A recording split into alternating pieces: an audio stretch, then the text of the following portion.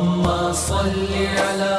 سيدنا ومولانا محمد وعلى جی ناظرین و سامعین، پروگرام یاد الہی میں روزانہ عظیم ہستیوں کے تذکارے پاک کیے جاتے ہیں اور اس کے ساتھ ساتھ کچھ ایسے موضوعات پر گفتگو ہوتی ہے جن سے آپ کو رہنمائی حاصل ہوتی ہے۔ آج سلطان عادل نیک حکمران حضرت سلطان اورنگزیب عالمگیر رحمۃ اللہ تعالی علیہ آپ کے تذکارے خیر ہوں گے۔ اس سے پہلے کتاب الشفا سے آج کا خاص وظیفہ مشکلات، مصائب، پریشانیوں، تنگ دستیوں سے رہائی کے چند ایک وظائف۔ آج ہر دوسرا شخص پریشان ہے، مشکلات اور پریشانیوں، مصائب کا شکار ہے، حالانکہ یہ ہمارے اپنے ہاتھوں کی کمائی ہے۔ وما اصابکم من مصیبت فبما کسبت ایدیکم ویعفو عن کثیر۔ اللہ رب العزت فرماتا ہے کہ تم پر جو بھی مصیبت آتی ہے وہ تمہارے اپنے ہاتھوں کی کمائی ہے، یعنی تمہارے اپنے اعمال بد کا وہ بدلہ ہے۔ اور اللہ فرماتا ہے ویعفو عن کثیر، اکثر تو ہم معاف فرما دیتے ہیں۔ تو یوں امت مسلمہ پر آنے والی تمام مصائب، تمام پریشانیاں، یہ سمجھ لیجئے کہ ہماری امت مسلمہ کہ اپنی بدعمالیوں کا نتیجہ ہیں۔ اللہ رب العزت نے تو اسلام کو سربلند رکھا ہے اور حقیقی ایمان والوں کے لیے سربلندی ہے، لیکن اگر ہم خود ہی اپنے ایمان کمزور کر بیٹھیں اور پھر ایمان کی کمزوریوں کے ساتھ ساتھ اعمال بد کا شکار ہو جائیں، چاہے وہ ایک انفرادی مسلمان ہو یا پوری امت مسلمہ، تو پھر یہ مصائب، یہ تکالیف، یہ پریشانیاں، یہ مصیبتیں ہم پر نازل ہوتی ہیں۔ وہ مصیبت اور پریشانی چھوٹی سے چھوٹی پریشانی سے لے کر بڑی سے بڑی پریشانی تک ہو سکتی ہے۔ اگر تو ہم اس دوران اللہ کو یاد کر لیں تو پھر اس کا مطلب وہ ہماری آزمائش تھی، ہم آزمائش میں پورے اترے اور اللہ کی طرف رجوع کر لیں، تو چاہے وہ زلزلے ہوں، سیلاب ہوں، طوفان ہوں یا چھوٹی چھوٹی پریشانیاں ہوں، اگر اس دوران ہم اللہ کی طرف رجوع کر لیتے ہیں اور اللہ کی بارگاہ میں سر بسجود ہو جاتے ہیں، تو پھر اس کا مطلب وہ آزمائش تھی، ہم اس آزمائش میں پورے اترے۔ لیکن اگر ہم پہلے سے زیادہ سرکش ہو جاتے ہیں، اللہ کی بارگاہ سے دور ہو جاتے ہیں، اللہ کے احکام سے روگردانی کرتے ہیں، منہ پھیر لیتے ہیں، تو پھر اس کا مطلب یہ ہمارے لیے عذاب ہے۔ تو اب ہم نے دیکھنا ہے کہ ہم اس کو اپنے لیے عذاب بناتے ہیں، یعنی اللہ کی طرف رجوع نہیں کرتے، یا اپنے لیے اس کو آزمائش بناتے ہیں، اللہ کی طرف رجوع کر لیں، توبہ کر لیں۔ بہرحال چند ایک وظائف ہیں مشکلات اور پریشانیوں سے رہائی کے لیے۔ سب سے بڑا وظیفہ تو یہی ہے، اسلام کی تعلیمات پر ہم بطور امت مسلمہ قائم ہو جائیں، پھر فلسطین بھی آزاد ہو سکتا ہے، کشمیر بھی آزاد ہو سکتا ہے، پھر برما کے مسلمان بھی سکھ اور چین کی نیند سو سکتے ہیں، پھر پوری دنیا کے مسلمان اپنا کھویا ہوا وقار، عزت، کمال بحال کر سکتے ہیں۔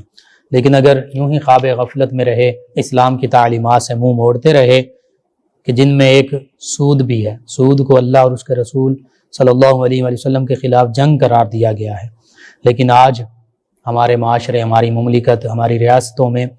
سودی لین دین ہے، سودی بینکنگ کا نظام ہے، اور اس بجائے یہ کہ ہم اس سودی نظام کے خلاف کھڑے ہوتے،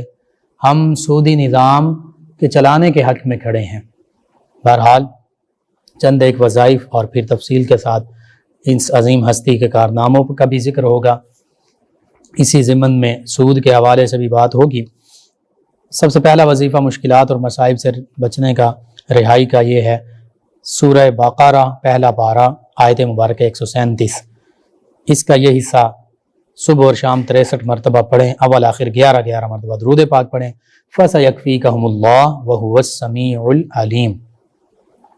فَسَيَكْفِيكَهُمُ اللَّهُ وَهُوَ السَّمِيعُ الْعَلِيمُ، یہ صبح و شام 63 مرتبہ پڑھیں، اول آخر 11 مرتبہ درود پاک پڑھیں۔ اسی طرح مصیبتوں اور پریشانیوں سے نجات حاصل کرنے کے لیے یہ وظیفہ نہایت مجرب ہے، اٹھتے بیٹھتے چلتے پھرتے اس کا وظیفے کا ورد کیا جائے۔ سماعت کر لیجئے۔ فَسَهِّلْ يَا إِلَٰهِ كُلَّ صَعْبٍ، فَسَهِّلْ يَا إِلَٰهِ كُلَّ صَعْبٍ بِحُرْمَةِ سَيِّدِ الْأَبْرَارِ سَهِّلْ، بِحُرْمَةِ سَيِّدِ الْأَبْرَارِ سَهِّلْ۔ اسی طرح تیسرا وظیفہ یہ ہے کہ تہجد کی نماز کے بعد یا حی یا وہاب، یا حیو یا وہاب، اس کا ذکر اس طرح کریں کہ دائیں طرف یا حیو کی ضرب لگائیں اور بائیں طرف یا وہاب کی ضرب لگائیں، اور یہ 1000 مرتبہ پڑھیں،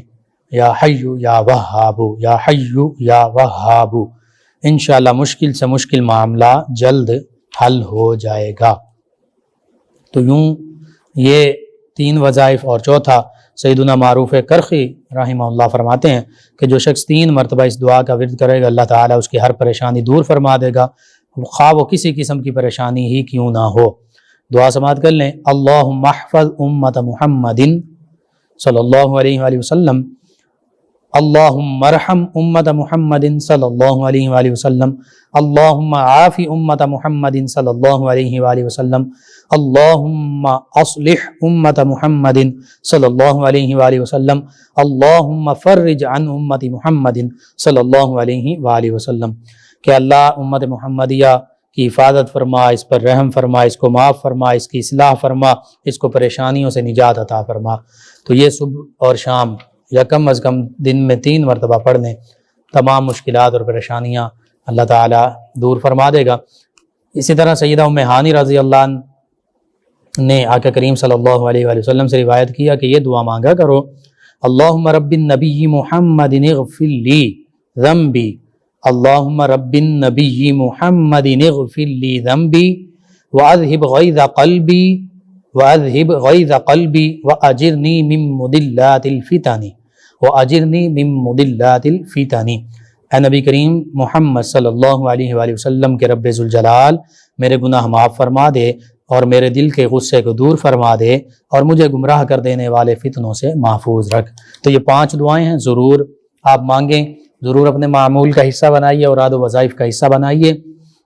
تمام مسلمان بالخصوص جو خاص طور پر مختلف پریشانیوں، مصائب، مصیبتوں میں گھرے ہوئے ہیں، ضرور اپنے معمول کا حصہ بنائیں، اللہ پر کامل یقین رکھتے ہوئے اللہ تعالیٰ مشکلات سے آسانیاں فرمائے گا۔ اپنے اوراد و وظائف کا حصہ بنائیں، اپنے اعزاء اقربا، رشتہ دار، دوست، احباب، پڑوسی، محلے دار، امت مسلمہ تک پہنچائیے۔ میرے آپ کے ہمارے بتانے سے ہمارے مسلمان بہن بھائیوں میں سے کسی ایک فرد کا بھی فائدہ ہوتا ہے تو انشاءاللہ یہ ہمارے لیے دین و دنیا آخرت میں بھلائی، فائدہ، نجات اور شفا کا باعث ہوگا۔ اللہ سبحانہ وتعالی ہمیں آسانیاں عطا فرمائے، مشکلات سے ہماری حفاظت فرمائے، ہمیں آسانیاں بانٹنے والا بنائے، آمین۔ جی ناظرین سامعین، حضرت سلطان اورنگزیب عالمگیر رحمۃ اللہ تعالی علیہ جو مغلیہ بادشاہ ہیں، مغل خاندان ہے، اس سے آپ تعلق رکھتے ہیں، نسبی تعلق، اور پھر مزید اگر اس خاندان کا پس منظر دیکھا جائے تو یہ وسط ایشیا یعنی افغانستان سے متصل جو ممالک ہیں، ترکمانستان، تاجکستان، ازبکستان، کرغستان، ان ممالک کے رہنے والے، تاشقند، سمرقند، بخارا، فرغانہ، ان ریاستوں کے، ان علاقوں کے رہنے والے لوگوں میں سے تھے، جنگجو تھے، اور پھر بر صغیر پاک و ہند کی جانب رخ کیا، اور اس سے پہلے ان علاقوں میں جب رہتے تو اسلام کا پیغام ان تک پہنچا، انہوں نے اسلام قبول کیا ان کے بزرگوں نے،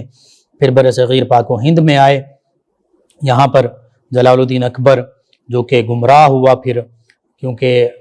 قرآن و سنت کے علم سے ناواقف تھا، اور پھر اس کے مشیروں میں ہندو اور دیگر مذاہب کے ماننے والے بھی تھے، حتیٰ کہ ایک بیوی اس کی ہندو تھی، تو اس نے دین الہی، دین اکبری کے نام سے ایسا دین بنایا، ایک نیا دین پیش کیا۔ وہ معاذ اللہ اپنی دانش میں سمجھتا تھا کہ چونکہ اسلام کو 1000 برس ہو گئے ہیں تو اب اسلام جو ہے یہ اس کی تعلیمات قابل عمل نہیں ہے، معاذ اللہ ثم معاذ اللہ۔ تو اس نے مختلف مذاہب کی چیزیں اکٹھی کی اور ایک نیا ملغوبہ تیار کیا، اور اس کو دین الہی اور دین اکبری کا نام دیا، جس میں اس بادشاہ کو سجدہ بھی کیا جاتا، جس میں ہندو رسومات وہ بھی ادا کی جاتی، مساجد پر پابندی لگا دی گئی، اذانوں پر پابندی لگا دی گئی، مدارس بند کر دیے گئے، علماء، اکثر علماء کو قتل کر دیا گیا، شہید کر دیا گیا، کئی علماء کو قید کر دیا گیا۔ تو یہ اکبر کے بڑے بڑے کارنامے ہیں۔ گائے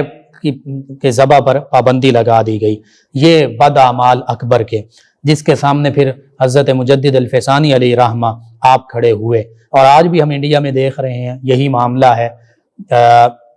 اسی طرح کے ناخلف حکمران موجود ہیں جو مسلمانوں پر بھی ظلم و ستم کر رہے ہیں، جو مساجد پر بھی حملے کر رہے ہیں، جو مدارس پر بھی حملے کر رہے ہیں، جو مسلمانوں کو شہید بھی کر رہے ہیں، زخمی بھی کر رہے ہیں،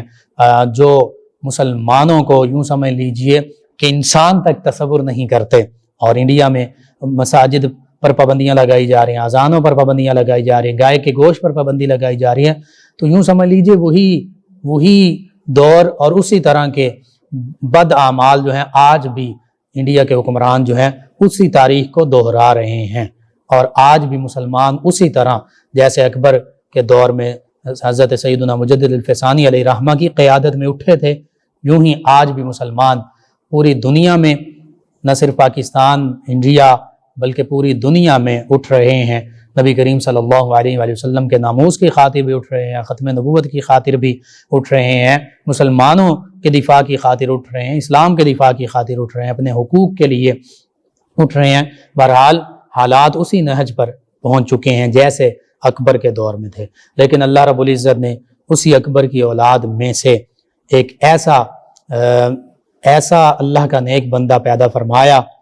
کہ جسے ہم سلطان اورنگزیب عالمگیر رحمۃ اللہ تعالی علیہ کے نام سے جانتے ہیں۔ اور پھر اکبر کا بیٹا جہانگیر، اگرچہ شروع میں یہ بھی وہی اکبر کے تمام جو معاملات بد تھے انہی پر اس نے اپنی ریاست کی انتظام چلایا، لیکن حضرت مجدد الفسانی علیہ رحمہ اس دور میں آپ کو قید و بند کی صعوبتیں اختیار کرنا پڑیں، قید ہوئے، جہانگیر نے اپنے پاس بلایا، اور جہانگیر کے جو مشیر تھے ان میں کئی مولوی حضرات بھی تھے، ملا فضل، ملا فیضی جیسے،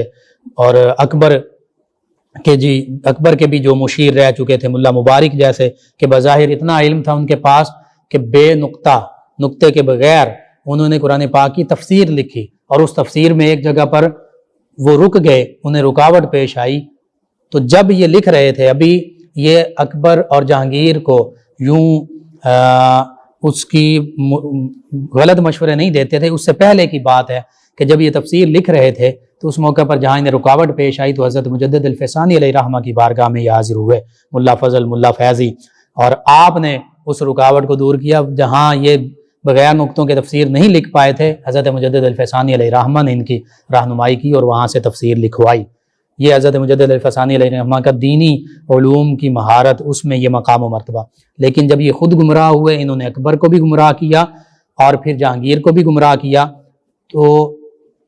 پھر حضرت مجدد الفسانی علیہ رحمہ کے بارے میں انہوں نے کہا کہ جہانگیر سے کہا کہ آپ انہیں بلائیے، وہ آپ کو سجدہ نہیں کریں گے۔ تو ایسا ہی ہوا، حضرت مجدد الفسانی علیہ رحمہ نے تو اللہ کے سوا کسی کو سجدہ نہیں کیا، اور ہر بندہ مومن کا یہ فرض ہے کہ اللہ کے سوا کسی کے آگے نہ جھکے، اللہ ہی کو سجدہ روا ہے۔ تو حضرت مجدد الفسانی علیہ رحمہ کو پیغام دیا کہ آپ تشریف لائے تو آپ نہیں جھکے، آپ نے سجدہ بھی نہیں کیا اور سر بھی نہیں جھکایا، اسی پاداش میں آپ کو جیل میں قید کر دیا گیا۔ آپ جیل میں رہے، وہاں پر بھی اللہ کا ذکر، اس کی تلقین لوگوں کو کرتے رہے، غیر مسلموں کو بھی، مسلمانوں کو بھی، حتیٰ کہ کئی غیر مسلم لوگ مسلمان ہوئے۔ اسی جہانگیر کے کئی مشیر جو ہیں، خانہ، مرزا نعمان، اسی طرح دیگر، وہ حضرت مجدد الفسانی علیہ رحمہ کے ہاتھ پر بیعت بھی ہوئے اور سلسلہ نقشبندیہ مجددیہ کا فیضان بھی پایا، ذکر قلبی بھی پایا۔ تو اب حضرت مجدد الفسانی علیہ رحمہ کا جب یہ فیضان، قرآن و سنت کا فیضان پھیلا تو جہانگیر کو سمجھ آئی، جہانگیر نے پھر ان کو قید جو تھی اس سے بھی آزاد کیا، اور پھر ان کا بیعت بھی ہوا۔ اور حضرت مجدد الفسانی علیہ رحمہ جیسے فرماتے تھے اسی طرح اس جہانگیر نے کوشش کی کہ اپنا سلطنت کا نظام اسلامی اصولوں کے مطابق بہتر سے بہتر کیا جائے۔ پھر جہانگیر کی وفات کے بعد شاہ جہاں یہ حکمران بنا۔ شاہ جہان اپنے دادا کی طرح عیاشیوں میں، اور پھر جو اکبر نے مختلف قسم کے یہ اصول رائج کیے تھے اسلام کے خلاف غیر شرعی، انہی کو شاہ جہاں نے بھی رائج کیا۔ اب شاہ جہاں کا بیٹا ہے اورنگزیب عالمگیر۔ اورنگزیب عالمگیر جو ہے، چونکہ حضرت مجدد الفسانی علیہ رحمہ اور پھر آپ کے صاحبزادے حضرت خواجہ معصوم علیہ رحمہ، آپ کی تحریک، آپ کے صاحبزادے کا فیضان، اور وہ تحریک جس میں ذکر قلبی بھی ہوتا تھا، جس میں مراقبات بھی ہوتے تھے، جس میں سلوک کی منازل بھی طے کروائی جاتی تھیں، جس میں قرآن و سنت کا پیغام بھی عام کیا جاتا تھا، جس میں فقہ کا درس بھی ہوتا تھا، جس میں قرآن حدیث کا درس بھی ہوتا تھا، جس میں تصوف کا درس بھی ہوتا تھا، سبھی چیزوں پر، اور جس میں جہاد کا ذکر بھی ہوتا تھا، جس میں غیر شرعی رسومات کو ترک کرنے کی بات بھی کی جاتی تھی۔ تو یہ تحریک اس وقت اوج کمال پر تھی۔ تو اورنگزیب عالمگیر علیہ رحمہ، انہوں نے قرآن مجید فرقان حمید حفظ بھی کیا بچپن میں، پھر انہوں نے علم دین بھی حاصل کیا، قرآن و سنت کا علم حاصل کیا، فقہ کا علم حاصل کیا۔ تو یوں اورنگزیب عالمگیر علیہ رحمہ یہ عالم دین بھی بنے، حافظ قرآن بھی بنے، اور پھر حضرت خواجہ معصوم رحمۃ اللہ تعالی علیہ ان کے دست مبارکہ پر بیعت بھی کی، نہ صرف بیعت کی بلکہ حضرت خواجہ معصوم علیہ رحمہ نے غالباً ان کو خلافت سے بھی نوازا، اور یوں عالم ظاہر و باطن بنے حضرت سلطان اورنگزیب عالمگیر رحمۃ اللہ تعالی علیہ۔ اور اپنے والد شاہ جہاں کے دور میں حضرت سلطان اورنگزیب عالمگیر علیہ رحمہ یہ ایک صوبے کے گورنر بھی، صوبے دار بھی مقرر ہوئے، اور پھر اپنے والد کے ساتھ مختلف مہمات میں بھی شامل رہے، اور ڈٹ کر لڑے۔ دکن کے جو انڈیا کا آج بھی ایک ریاست ہے دکن، حیدرآباد دکن، اس کے یہ صوبے دار بھی مقرر ہوئے 17 برس کی عمر میں، 1636 میں۔ اور پھر اس دوران قرآن و سنت، حدیث، فقہ، علم ظاہر، علم باطن تو حاصل کر ہی چکے تھے۔ اس کے ساتھ ساتھ گھڑ سواری، تیر اندازی اور جنگی فنون جتنے بھی ہیں، سپاہ گری، ان میں کمال مہارت حاصل کی۔ اور پھر کئی علاقوں میں جو مہمات آپ کو سربراہی دی گئی، آپ نے اس میں فتح حاصل کی، حتیٰ کہ ایک موقع پر تو ایسا بھی معاملہ ہوا کہ آپ میدان جنگ میں ہیں تو آگے سے دشمن کی ہاتھیوں کی فوج آ رہی ہے، تو آپ وہاں پر ڈٹ گئے، کیونکہ ہاتھی عام طور پر مخالف فوج چھوڑ دیتی تھی، وہ اپنے مخالفین کو، ان کے لشکر کو روند دیا کرتے تھے، تو آپ وہاں سے ہٹے نہیں بلکہ وہاں پر ڈٹ گئے۔ تو آپ کے والد نے بعد میں کہا کہ بیٹا ایسے موقع پر ہٹ جاتے ہیں، ڈٹ نہیں جاتے۔ تو آپ نے کہا کہ ابا جان، مجھے غلام کو اللہ تعالیٰ نے ڈٹ جانے کے لیے پیدا فرمایا، ہٹ جانے کے لیے پیدا نہیں فرمایا۔ تو بہرحال اپنی نوجوانی کی عمر میں کئی علاقوں میں آپ نے مہمات کی سربراہی کی، سبھی میں آپ کو فتح حاصل ہوئی۔ پھر 1658 عیسوی میں آپ تخت نشین ہوئے، اور جب آپ تخت نشین ہوئے تو چونکہ مغلیہ سلطنت کے چھٹے آپ حکمران تھے، اور آپ نے جتنے بھی غیر شرعی رسومات تھیں، جتنے غیر شرعی معاملات تھے، ان کو ختم کیا، چونکہ عالم دین تھے، فقیہ تھے، قرآن و سنت کے جاننے والے تھے، اور پھر اس سے بڑھ کر درویش تھے۔ درویش ایسے تھے کہ کبھی بھی بیت المال سے، حکومتی خزانے سے 1 روپیہ تک نہیں لیا۔ آج تو ظاہری طور پر دعوے کیے جاتے ہیں، لیکن حقیقت میں آپ کا ایسا معاملہ نہیں تھا۔ آپ اپنی گزر اوقات قرآن مجید فرقان حمید کی کتابت کر کے اور ٹوپیاں سی کر وہ بیچتے تھے، ٹوپیاں جو سیتے تھے وہ سی کر پھر اپنی گزر اوقات کیا کرتے تھے، اور بالکل سادہ زندگی گزاری۔ شراب پر پابندی لگائی، اسی طرح افیون اور بھنگ پر پابندی لگائی، جو نشہ آور چیزیں تھیں ان پر مکمل پابندی لگوائی۔ اسی طرح جتنی فضول اور غیر شرعی رسمیں تھیں انہیں ختم کیا۔ فحاشی اور یعنی ناچ گانے کے جو اس دور میں محفلیں سجتی تھیں ان کو ختم کیا۔ اسی طرح جو ضرورت سے زیادہ مقبروں اور مختلف عمارتوں پر روپیہ پیسہ خرچ کیا جاتا تھا، آرائش کی جاتی تھی، اسے ختم کیا۔ قوال، نجومی اور شاعر جو ہیں، ان کے معاملات کو درباروں میں بھی ویسے بھی ان کو ختم کر دیا، چونکہ یہ دربار سے، جب درباروں میں، بادشاہوں کے درباروں میں شراب پی جاتی تھی، رعایا پیتی تھی، جب بادشاہ کے درباروں میں ناچ گانا اور اس طرح کی محفلیں سجتی تھیں تو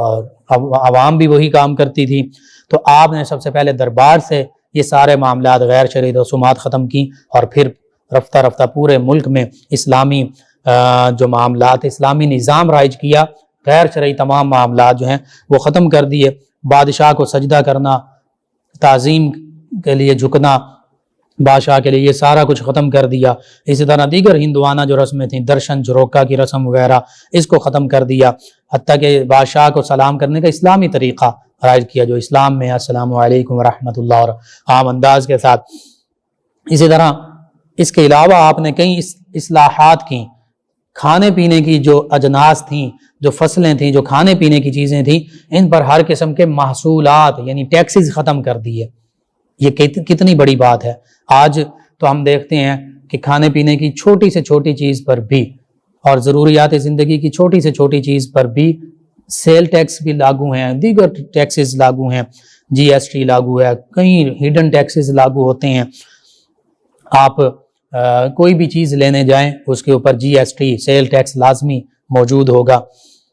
ایک سوئی سے لے کر، ایک ماچس سے لے کر، گھی، آٹا، چینی، دالیں، جو ضروریات زندگی کے آپ عام ضروریات زندگی کی چیزوں کا نام لیتے جائیے، ہر چیز پر ٹیکسز عائد ہیں۔ لیکن حضرت سلطان اورنگزیب عالمگیر علیہ رحمہ کیسے نیک عادل حکمران تھے کہ آپ نے ہر قسم کے کھانے پینے کی چیزوں اور فصلوں پر بھی ٹیکسز جو ہیں بالکل مکمل طور پر ختم کر دیے۔ اور پھر 1665 عیسوی میں آسام، بہار اور چٹاگانگ فتح کیے، پرتگیزی اور فرنگی بحری قزاقوں کا خاتمہ کیا۔ پرتگیز جو ایک پرتگال جو انگریزوں کا ملک، اسی طرح فرنگی انگریز، یہ ان کے کچھ بحری ڈاکو جو ہیں وہ موجود ہوتے تھے سمندروں میں،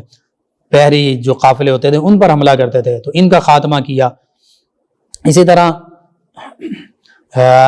سرحد جو کے پی کی شورش، متھرا، علی گڑھ، ان کے نواح کے علاقوں میں جو جاٹوں کی شورشیں تھیں، غارت گری تھی، ان کو ختم کیا۔ مختلف ریاستوں میں جو مختلف سازشیں تھیں ان کا قلع کما کیا، حتیٰ کہ آپ کے دور میں ہندوستان پوری دنیا کا امیر ترین ملک تھا، اور دنیا کی کل جی ڈی پی کا 1/4 حصہ صرف ہندوستان پیدا کرتا تھا۔ یہ آپ کے دور میں آج G D P growth development جو ہے اس کا ذکر کیا جاتا ہے کہ یہ ترقی کا زینہ ہوتا ہے، تو پوری دنیا کا 1/4 حصہ یعنی 25% جی ڈی پی آپ کے دور میں یہ کریٹ ہوتا تھا۔ اور پھر ہندوستان کا رقبہ آپ کے دور میں اتنا وسیع ہوا، اتنا پہلے کبھی وسیع نہیں ہوا تھا، حتیٰ کہ موجودہ افغانستان سے لے کر بنگلہ دیش کی آخری سرحدوں تک، اور پھر لداخ اور تبت سے لے کر جنوب میں کیرالا کی ریاستوں تک آپ کا انتظام سلطنت موجود تھا۔ اللہ تعالیٰ نے آپ کو حکمرانی عطا فرمائی تھی۔ پھر آپ کی اخلاقی خوبیاں ایسی تھیں کہ مسلمان مورخین تو اس کا ذکر کرتے ہی ہیں، ہندو مورخین ڈاکٹر اوم پرکاش جیسے اور دیگر، انہوں نے بھی آپ کی اخلاقی خوبیوں کا ذکر کیا ہے، اور انہوں نے لکھا کہ آپ تخت شاہی پر بیٹھنے والے درویش صفت حکمران تھے، اور قرآن مجید فرقان حمید کی کتابت کر کے اور ٹوپیوں کی سلائی کر کے اپنی ضروریات پوری کرتے تھے، کبھی بھی ملکی خزانے سے کچھ بھی حاصل نہیں کیا، 1 روپیہ تک ملکی خزانے سے حاصل نہیں کیا کرتے تھے، ملکی خزانہ اپنی ذات کے لیے استعمال نہیں کیا، اپنے اہل و عیال، اپنے خاندان کے لیے استعمال نہیں کیا۔ تو ایسے نیک عادل حکمران تھے جن کی وجہ سے پھر ملک بھی ظاہری ترقی بھی کرتا تھا، باطنی طور پر بھی، اسلامی طور پر بھی اسلام کا نفاذ ہوتا تھا، اور ظاہری ترقی ایسے ہوتی تھی جیسے میں نے ابھی بیان کر دیا کہ پوری دنیا کا 1/4 حصہ پروڈکشن کا اور ترقی کا یہ ہندوستان سے جا رہا تھا، ہندوستان اس میں پہلے نمبر پر تھا بطور ایک ریاست کے، بطور ایک ملک کے۔ اور پھر ہندو مورخین جو ہیں انہوں نے بھی لکھا کہ آپ ایسے درویش صفت، قناعت پسند اور عیش و عشرت سے دور رہنے والے بادشاہ تھے کہ جن کی مثال نہ صرف ہندوستان بلکہ تاریخ عالم میں، تاریخ انسانی میں بہت کم پائی جاتی ہیں۔ اسی طرح اگر آج کے حکمران بھی، یہ حقیقت ہے کہ آپ کی خوبیوں کو اپنے لیے مشعل راہ بنا لیں، آپ نے جس طرح زندگی گزاری، اپنی محنت مزدوری کر کے خود اپنے لیے رزق کمایا، اور دور حکمرانی کے دوران یہ بھی بڑی اہم بات ہے، یہ نہیں کہ دور حکمرانی کے علاوہ، دور حکمرانی کے دوران محنت مزدوری کیا کرتے تھے، یہ سارا معاملہ کیا کرتے تھے، تو آج کے حکمران بھی اگر اس چیز کو مشعل راہ بنا لیں تو پھر ہمارے تمام اسلامی ممالک بالخصوص پاکستان بھی ظاہری بھی اور اسلامی حوالے سے بھی ہر قسم کی ترقی کرے گا۔ اور حقیقت یہ ہے کہ آج ہم اگر ملک پاکستان کی بات کریں، ہمارے بینکنگ کا نظام سود پر مشتمل، اسٹیٹ بینک کا نظام 13 سے 14 تک، اس سے بھی بڑھ چکا ہے، 13-14% تک سود کے نظام پر مشتمل ہے کہ جو بھی وہاں پر کرنٹ اکاؤنٹ کے علاوہ کوئی ڈپازٹ اکاؤنٹ کھلوائے گا کسی بھی بینک میں، اور جو وہاں پیسے جمع کروائے گا یا جس کا بھی انویسٹمنٹ ہوگی ان بینکوں میں، وہ سود یا کوئی اگر قرضے لے گا ان بینکوں سے تو اسی طرح اسی ریشو یا اس سے کم یا زیادہ ریشو کے مطابق اسے سود ادا کرنا پڑے گا، یا بینک اسے انٹرسٹ کی شکل میں یا مختلف ناموں کی شکل میں پروفٹ کے نام پر وہ سود دے رہے ہوتے ہیں یا لے رہے ہوتے ہیں۔ سودی لین دین ہو رہا ہوتا ہے، بینک بھی اور ہمارے مسلمان لوگ بھی کر رہے ہیں۔ تو یہ تو اللہ اور اس کے حبیب صلی اللہ علیہ وآلہ وسلم کے خلاف کھلی جنگ ہے۔ تو اگر ہم مسلمان پوری دنیا کے بالخصوص پاکستان کا ذکر کریں تو اب فیڈرل شرعیہ کورٹ نے، وفاقی شرعی عدالت نے جو کئی سالوں سے سود کے خلاف مقدمہ چل رہا تھا، تو اس فیڈرل شریعت کورٹ نے یہ آرڈر جاری کیا کہ پاکستان میں سود کا نظام ختم کیا جائے، لیکن اسی سود کے نظام کو دوبارہ بحال کرنے کے لیے، اگرچہ وہ بھی موجود ہے سودی نظام، یعنی اس فیصلے کے خلاف سٹے لینے کے لیے اب کئی بینکس، جس میں اسٹیٹ بینک بھی شامل ہے، دیگر بھی کئی بینکس شامل ہیں، حکومت بھی شامل ہے، وہ ساری سپریم کورٹ میں گئے ہیں، جا رہے ہیں کہ جی یہ سودی نظام ہم ختم نہیں کر سکتے، یعنی اللہ اور اس کے رسول صلی اللہ علیہ وآلہ وسلم کے خلاف ہم جنگ جاری رکھیں گے۔ تو پھر آپ خود اس بات پر سوچ لیجئے، جو اللہ اور اس کے رسول صلی اللہ علیہ وآلہ وسلم کے خلاف جو حکومتیں، جو ریاستیں، جو عوام، جو لوگ اپنے آپ کو مسلمان بھی کہیں اور پھر وہ سودی نظام بھی جاری رکھیں اور یہ جنگ بھی اللہ اور اس کے رسول صلی اللہ علیہ وآلہ وسلم کے خلاف جاری رکھیں، تو پھر ایسی ریاستوں، ایسی حکومتوں، ایسی عوام، ایسے لوگوں کا حال کیا ہوگا؟ پھر تباہی اور بربادی ہی مقدر ہوگی۔ جیسے کہ مسلمان پوری دنیا میں اور پاکستان میں بھی مختلف حوالوں سے مہنگائی کا عذاب، بے روزگاری کا عذاب اور اس کے علاوہ کتنی بے برکتیاں ہیں جس کو ہم بھگت رہے ہیں، لوڈ شیڈنگ، کیسے معاملات ہیں۔ پھر اسی سے ہمارے کچھ ایسے لوگ جو مایوس ہو کر خودکشیاں کر لیتے ہیں، تاکہ اپنے بچوں کو مار دیتے ہیں، خودکشی کر لیتے ہیں۔ تو یہ چیزیں سمجھنی چاہیے۔ حضرت سلطان اورنگزیب عالمگیر علیہ رحمہ، آپ کے عہد مبارکہ، عہد جو ہے شروع میں بالکل اسی طرح معاملات تھے، غمگیر تھے، لیکن خراب حالت تھی ہر حوالے سے۔ تو ہم پرستی عام تھی، الحاد بے دینی عام تھی، جوا تھا، ناجائز ٹیکس لگے ہوئے تھے، بھنگ کی کاشت ہوتی تھی، شراب نوشی تھی، بدکاری تھی۔ آپ نے ان تمام برائیوں کو ختم کیا، گانے باجے اور اس طرح کے آلات ان کو ختم کیا، برائیوں کے پروگرام بند کیے۔ پھر مغل دربار میں دھوم دھام سے جشن نوروز منایا جاتا تھا اور اس طرح کی ہوتی تھی جن میں ناچ گانا اور مختلف معاملات، آپ نے ان پر پابندی لگائی۔ پھر حرام اور ناجائز کاموں سے روکنے کے لیے باقاعدہ محتسب شرعی یعنی شرعی احتساب کا ادارہ قائم کیا، جس کے تحت لوگوں کو دین کے فرائض ادا کرنے کی تلقین کی جاتی، معاشرتی برائیوں سے، شراب، جوئے، ان چیزوں سے روکا جاتا۔ اور پھر جہانگیر کے دور حکومت میں، ابتدائی دور حکومت میں، چونکہ اسلام دشمن عناصر نے مساجد پر ناجائز قبضہ کیا تھا یا گھروں پر قبضہ کر کے انہیں اپنے لیے عبادت خانہ بنا لیا تھا، آپ نے وہ قبضے چھڑوائے، دوبارہ مسجدوں کا آباد کیا اور اپنے دور حکومت میں شمسی کیلنڈر کی بجائے قمری کیلنڈر یعنی جو اسلامی ہجری سال ہے اس کو رواج دیا۔ اسی طرح حکومتوں میں یہ رواج تھا کہ جب کسی عہدیدار کا انتقال ہو جاتا تو اس کی ساری جائیداد ضبط کر لی جاتی اور حکومت کے خزانے میں داخل ہو جاتی۔ آج بھی بعض یورپین کنٹریز میں ایسا قانون موجود ہے، اور اگر کوئی شخص وصیت کے بغیر دنیا سے گزر جاتا تو اس کا پورا ترکہ حکومت کی تحویل میں چلا جاتا۔ سلطان اورنگزیب عالمگیر علیہ رحمہ نے اس طریقے کو ختم کیا تاکہ عہدیداروں کے وارثوں کے ساتھ ناانصافی نہ ہو۔ اسی طرح ہندو سماج میں عرصہ دراز سے ستی کا رواج تھا کہ شوہر فوت ہو جاتا تو بیوی کو بھی ساتھ جلا دیا جاتا تھا، اور اس رواج کو ہندو سماج میں مذہبی عمل سمجھا جاتا تھا۔ تو مغلوں نے ہمیشہ ستی کے رواج کو اسی طرح رکھا، غیر مسلموں کے مذہبی معاملات میں مداخلت وہ سمجھتے تھے نہ کی جائے، لیکن اورنگزیب عالمگیر نے قانونی طور پر تو اس کو مکمل طور پر منع نہ کیا، لیکن اصلاح اور ذہن سازی کا طریقہ اختیار کرتے ہوئے عہدیداروں کو ہدایت دی کہ وہ عورتوں کو اس رسم سے باز رہنے کی تلقین کریں، کوشش کریں کہ عورتیں جو ہیں اس رسم سے دور ہو جائیں۔ یعنی یہ انسانیت سوز رسم ہے، عورت کو، بیوی کو ایسے ہی ساتھ زندہ جلا دیا جائے، یہ انسانی حقوق کے بھی خلاف ہے۔ تو یوں آپ نے اس طرح کے معاملات بھی کیے۔ پھر سلطان اورنگزیب عالمگیر علیہ رحمہ جہاں معاشرتی برائیوں کا خلا کما کر رہے ہیں، شراب، جوا، گانا باجا، سود، اس طرح کے معاملات، ناجائز ٹیکس ختم کر رہے ہیں، وہیں پر آپ نے مسلمانوں اور ہندوؤں کو ہر قسم کا انصاف مہیا کیا۔ آپ کے دور میں یہ موجود تھا، کوئی بھی کسی پر کوئی ظلم ہو کسی کی بھی طرف سے، کسی عام شخص کی طرف سے یا کسی حکمران کی طرف سے، کسی عامل کی طرف سے، گورنر کی طرف سے، آپ کے دروازے کھلے تھے۔ کوئی بھی آتا کوئی تمیز نہیں تھی، مسلمان ہے غیر مسلم، آپ اس کی داد رسی کیا کرتے تھے۔ پھر آپ چونکہ عالم قرآن، عالم حدیث، عالم فقہ بھی تھے تو آپ نے علم دین کی ترویج اور اشاعت بھی کی، حتیٰ کہ کئی علماء کو اکٹھے بٹھا کر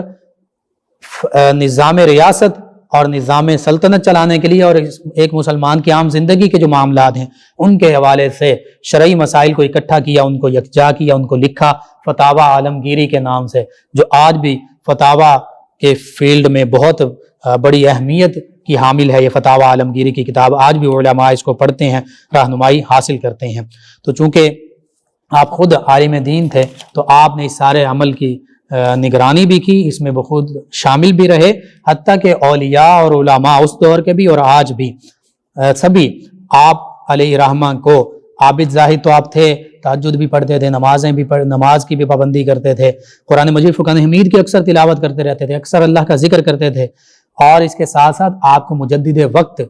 علماء اور فقہاء نے لکھا ہے، یعنی آپ اپنے وقت کے مجدد تھے، اتنے نیک، عادل اور قرآن و سنت کی تعلیمات پر عمل کرنے والے۔ بہرحال 50 سال تک آپ نے برصغیر پاک و ہند پر حکومت کی اور یہ روشن اور سنہرا دور تھا۔ آپ کے بعد جو حکمران آئے آہستہ آہستہ وہ زوال کی طرف چلتے گئے۔ بہرحال 11 فروری 1707 عیسوی میں آپ کا انتقال ہوا اور خلد آباد ضلع اورنگ آباد مہاراشٹر انڈیا میں آپ کا مزار جو ہے وہ موجود ہے۔ اللہ تعالی آپ کے درجات بلند فرمائے اور ہمیں نبی کریم صلی اللہ علیہ وآلہ وسلم، صحابہ کرام علیہ رضوان، خلفائے راشدین سیدنا عمر بن عبدالعزیز، سلطان صلاح الدین ایوبی، نور الدین زنگی اور آپ جیسے سلطان اورنگزیب عالمگیر علیہ رحمہ جیسے حکمران عطا فرمائے، آمین۔ اللہم صلی علی سیدنا و مولانا محمد وعلی ناظرین سامعین، حضرت سلطان اورنگزیب عالمگیر علیہ رحمہ حافظ قرآن، عالم دین، اللہ کے ولی، مجدد وقت، تو پتہ چلتا ہے کہ حکمران ہمارے ایسے ہی ہونے چاہیے، جو حافظ قرآن ہوں، جو عالم دین ہوں، جو اللہ کے ولیوں سے فیض یافتہ ہوں، جنہیں قرآن و سنت کا مکمل علم ہوتا کہ وہ قرآن و سنت کے مطابق اسلامی ریاست کی تعمیر کر سکیں۔ یہی آج کا اس حوالے سے میں سمجھتا ہوں کہ درس اللہ تعالیٰ پوری امت مسلمہ کو، تمام اسلامی ریاستوں کو ایسے ہی ہمیں حکمران عطا فرمائے، آمین۔ ناظرین سامعین، اس دوران ہمیں جوائن کیا محمد بوٹا صاحب ہیں، اپنے دعاؤں سے نوازا، بہت شکریہ آپ کا۔ اللہ تعالیٰ آپ کے حق میں، تمام امت مسلمہ کے حق میں، میرے حق میں یہ دعائیں قبول فرمائے، آمین۔ عثمان ظفر صاحب ہیں، کہتے ہیں کہ 2-3 چیزوں کا ذکر کیا ہے کہ اگر میں پوئٹری لکھ کر دوں تو آپ پڑھیں گے؟ جی بالکل، اگر اسلامی حوالے سے ہوئی تو اس میں سے جو مجھے موقع ملا پڑھ دوں گا۔ دوسرا کہتے ہیں کہ آپ سدا سلامت رہیں، کہتے ہیں کہ مجھے نبی کریم صلی اللہ علیہ وآلہ وسلم کی بہت یاد آتی ہے، مدینہ طیبہ جانے کو دل کرتا ہے۔ جی بالکل، ہر بندہ مومن کی یہ خواہش ہے، تمنا ہے، بڑی اچھی بات ہے۔ کہتے ہیں مجھے بتائیں کہ انسان کو کیسے پتہ چلے کہ وہ اسے ولایت مل چکی ہے؟ اگر مجھ سے پوچھیں گے تو ہر بندہ مومن کامل ایمان والا وہ اللہ کا ولی ہے۔ مختلف درجات ہیں اور اللہ کی محبت، اللہ کے حبیب صلی اللہ علیہ وآلہ وسلم کی محبت دل و جاں میں موجود ہے اور اللہ کی مخلوق کے ساتھ بھلائی کا معاملہ کرتے ہیں تو یہ اللہ کے ولی ہیں۔ دوسرا آپ نے کہا کہ کہتے ہیں کہ آپ کے مرشد کی طرف سے کس مرشد کی طرف سے بیعت کا سلسلہ کون سا آپ کا مرشد کی طرف سے،